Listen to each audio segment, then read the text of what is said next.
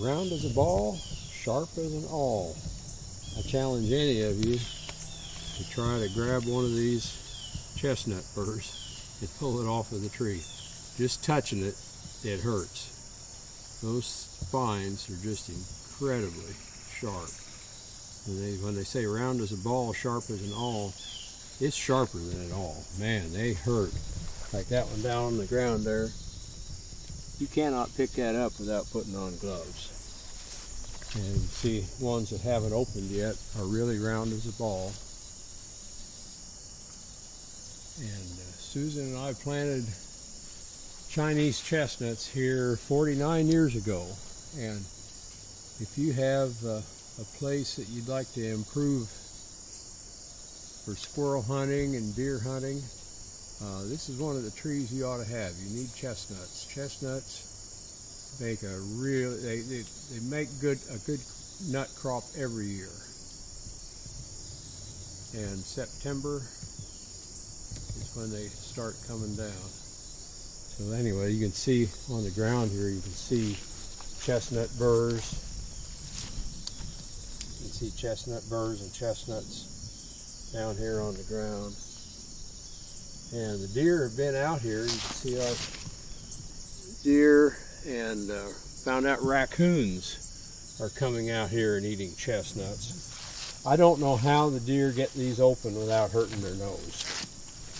They come out here and they eat the heck out of these things. And how they get in there and get those nuts out baffles me. Those things are sharp. And like you can see there's a nut there. You might be able to tickle that out. I guarantee you try to get this out, you're going to get stuck. What you got to do is put on leather gloves. I'll come over here with leather gloves tomorrow. I'm going to pick up some nuts. We like to have some of these in the fridge to snack on. When they first come off the tree, they're a little bit green. They don't taste all that great, but after they've aged a few days, when you chew them, they get real sweet. They are high in starch. They're a very starchy nut. And so if you're on a low-carb diet, these aren't for you. But squirrels and deer and raccoons love them. So plant you a chestnut. These are Chinese chestnuts. There you can see that's a nice big spreading tree. If you grow them in the woods, they'll come up straight and they won't be branched like this. This was an open area when we planted it, and they're limby.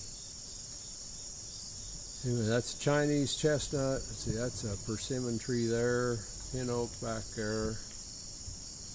And I can remember when that pin oak was only 1 inch in diameter. These trees grow fast. And just look at the chestnut burrs all over the ground here. Can't go wrong. If you're wanting to improve your place for wildlife, chestnut is a tree you ought to plant. The forest geneticists are working on bringing back the American chestnut. They've been working on it for years, and I think they're going to succeed. I think they've got some that will work now. But you can get many different varieties of Chinese chestnut, and just plant them right, and they will grow, and you'll have nuts. In 5 years you'll be producing nuts. So you can turn a open area into a wildlife feeding area real quick. And there's hardly any upkeep once you get them up past the weeds. So anyway, we've got chestnuts here in the back of the old farmhouse, and a couple of them out in front, and down there in our tree planting area south of the house, we've got chestnuts planted in there. We planted it about 30 years ago.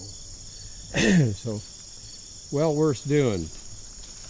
So anyway, if you're thinking about squirrel hunting, I like to go out for squirrels with a pistol, and you can just throw that in a sack over your shoulder, and you don't have the rifle banging on limbs as you go. I like to have a good pistol with a rifle scope on it. And if you put a handgun scope on it, you've got to hold that out at arm's length, and it wobbles. It's hard to get on a squirrel. But if you put a rifle scope on one of these, you leave your forearm against your rib cage, bring this up where it's right next to your eye, and you can put your support arm on top of the scope, and it's almost as steady as a rifle. If you're leaning up against a tree, it's just as steady as a rifle. Makes a really good rig for going out and getting squirrels and groundhogs. And actually, the last several groundhogs I've killed here on the farm have been with a .22 pistol with a scope on it, and works really well. You need to get one of these Rugers where you don't have if you get a pistol with a slide, you can't really put a rifle scope on top of a slide that's moving back and forth. So you get a Ruger where you've got the stationary receiver and barrel and the bolt underneath, and the rifle scope works just great on these.